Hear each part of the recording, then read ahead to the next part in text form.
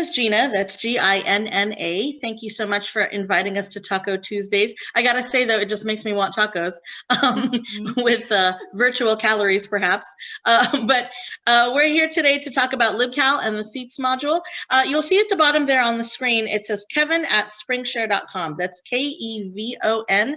Kevin is actually your sales rep. So you will likely have questions at the end of this, and please send them directly to Kevin. He'll be happy to help you with, any information about pricing or trials, or just, to answer any questions about LibCal and the Seats module. But I'm very excited to show it to you today. So since we've only got, 10 minutes or so, it's going to be a little bit like trying to put a whole pizza in a sandwich bag and bring that to lunch. I think I'm just talking about food right now. So I'm going to go ahead and just get started.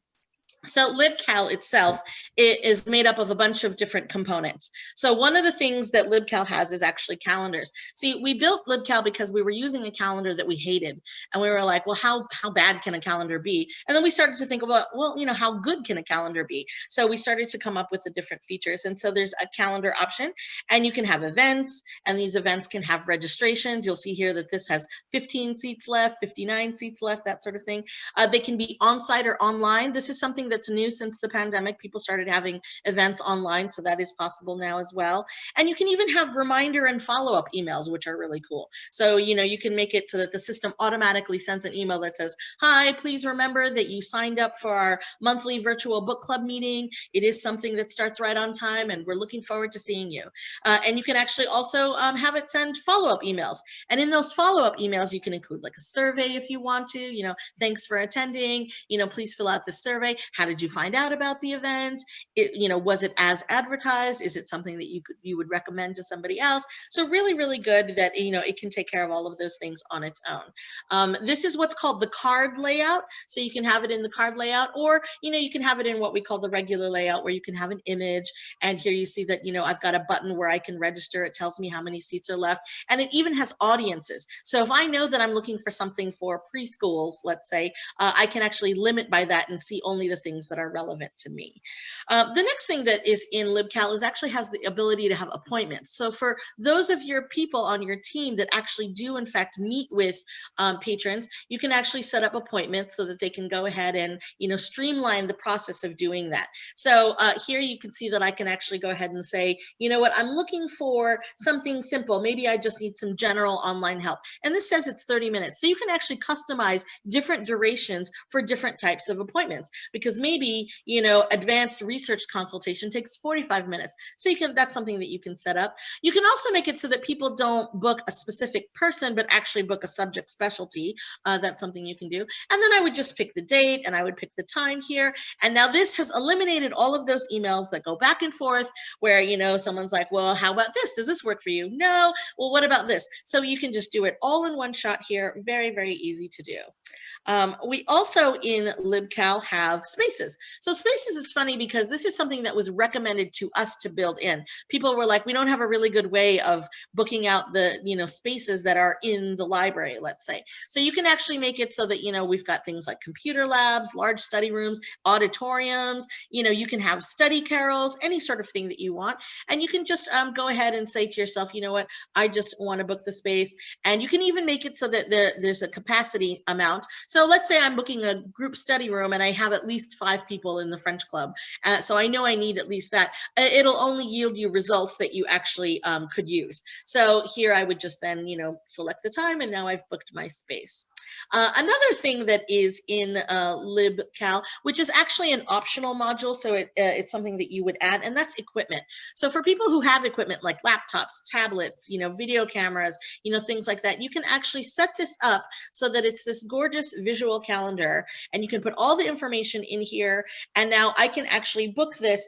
You can book it together, which is really exciting. So we've seen that a lot of people, maybe they don't have webcams in this pandemic era, right? So you can actually book a study room, let's say, and also a tablet or a laptop or something that does have a webcam. So now you can meet with your professor as you said you would, and you can do that together. I can book the room and the item, or you can do things separately. Maybe I just need, a camera, or maybe I just need cables or chargers or things like that, and I don't actually need a room at all. But that's something that you can do in LibCal, and that is an add-on module, something that you decide that you need.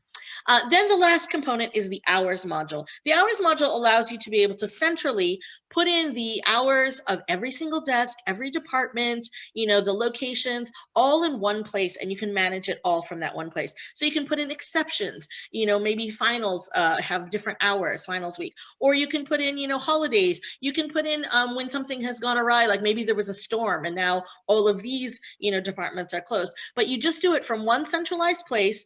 And then you can actually, if you were to make any changes like that, you just make it from the one central place, and it will automatically update everywhere that you've syndicated out that information. So it's a great way to be able to manage your hours and have it all in one shot. Now, the great thing about LibCal, it's all fully mobile. So you can do any of these things. I can book a room, I can make an appointment, I can book a desk, all from any device. So if you've got a smartphone or a tablet, or if you're using your desktop or laptop or whatever you're using, you can do it all from those devices, which is great. Now, the next thing we're going to talk about, which is super, super exciting, is the seats module. The seats module is something that we have put together, with a lot of advice from people who are really trying to navigate this pandemic. So seats allows you to open your campus, your library, welcoming people back safely. Institutions are earnestly trying to do their level best to put systems in place to help stop the spread of this virus by adhering to local guidelines. Everybody wants the students, faculty, staff, and their families to feel safe.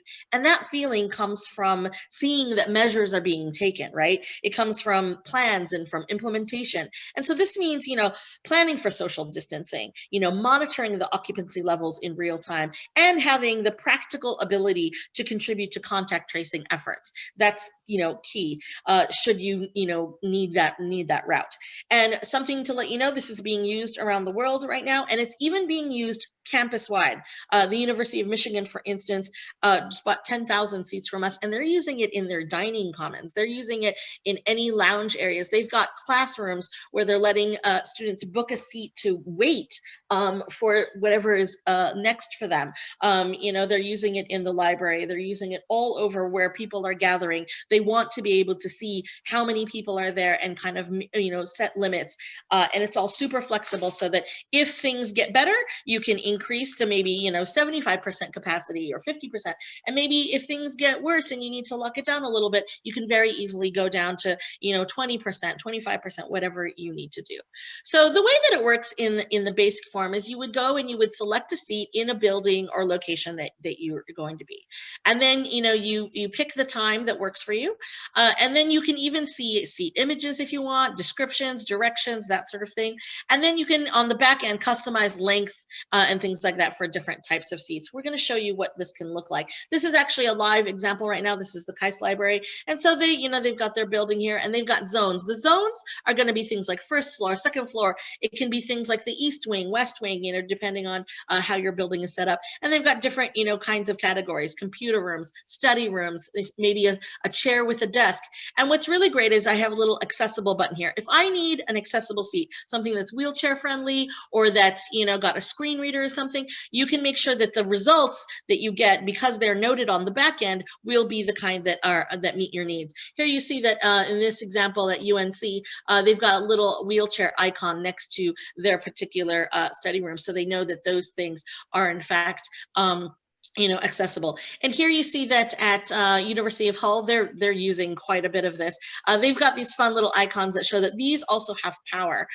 So it might have an outlet, it says here that they actually come with a computer. So that's really a fun way that people are customizing these things. But so for the basics, from any device, a patron can reserve a seat, and then they would then receive a confirmation email with details. It looks like this. So this is like the confirmation and say, hi, Nancy, and here's the building information, the date, the time, directions. And then you see here, it says, enter this code. And it's got a 3-digit code here. That's in case you enable the check-in or check-out, ability. And this is something that you can do or not do. But what it does is it makes it so that you can check in. If I click check in, it's going to ask me for that code that's in that email. And then when you check out, this is going to help you target those sanitizing efforts. Nobody's got a budget to hire a bunch of people to clean everywhere they think somebody may have touched. So instead you can say, oh, wow, seat 49 has been vacated. Let's send someone over there to wipe it down if you can. So that's something that you can do. Plus it also helps you to see, who's there, who showed up, and that sort of thing. Now let's go ahead and take a look at how this works. I would just click reserve. Again, I would pick my location. I'm going to pick the West Building here. I want to see everything, and I'm going to pick that single seat situation there. And I'm just going to have it show the availability. So now I see the availability grid. You can do a couple of things. Here you see if I click on the Atwood seat, you can include an image of what the seat would look like. So I know exactly, I know where those seats are, And then here, if I click on the penny, you see that you can actually put a little map if you want to. And I can say, I know where that seat is. It's in the corner by that window. Now, on the horizon, it's not here yet, but they are working on it. We will have an interactive map, which is going to be more like booking seats in a concert venue or like on an airplane, where when you click on the actual seat that you want, it will be able to book that. That's not something that we have yet, but is definitely being worked on right now. Okay, so the back end. Let's talk about the back end, because that's what everybody wants to know, is how do I prevent people from monopolizing the seats, right? So somebody's like, oh, that's my seat. I love that seat. And I'm going to stay there in perpetuity. So you can make it so that doesn't happen. Here you see that in the booking limits, you can actually set it up so that the booking start times are available every 30 minutes, every hour, 15 minutes. You can set up maximum durations, minimum durations. You can set up a default, if you want, and they can, of course, make those adjustments if they don't need it for that long. The booking lead time. So how far in advance do they have to book the seat? Before the slot ends, before it begins, 2 hours in advance, whatever you like there. And then you can even set up padding. And this is going to help with that, minimizing, people bumping into each other, that social distancing. Make sure there's padding so people aren't standing and hovering over you as you're still packing your backpack, kind of thing. And then this is where the magic happens. This is where you can say, I want to make sure that the duration limit is 120 minutes per day, week, month, year, in this category, in this location, across all locations. And then frequency limits, again, day, week, month, year, that sort of thing. You can even make it so that they can or cannot do back-to-back bookings. And then here, this is a tiny thing, but to me, this is really important. It's the window limit. How far out can they see, and therefore how far out can they book? So what's great about this is if you don't want it to be like a big city restaurant that's booked for 6 months, because some people are still discovering that, oh, I didn't know you could book a seat. I need to book a seat.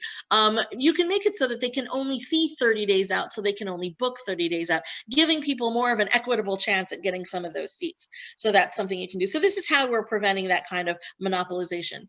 Now, the last thing I want to talk about is the monitoring. The monitoring is important.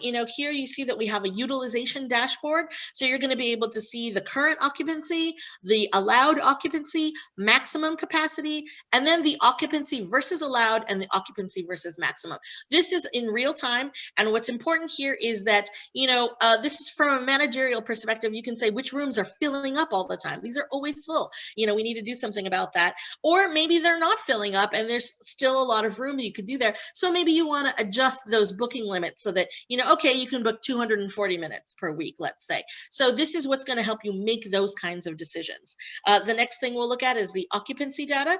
Occupancy data is great. If I want to see the last, let's say I want to see the last 6 months, I just click go here, and it's going to give me all of these great charts and graphs that let me know exactly the day and times things are so busy and things are getting booked. These are interactable. If I just want to see, the second half of the week, all of these images are printable and downloadable, so you can include them in your reports and help you make those kinds of decisions. It's really great to be able to have data for that.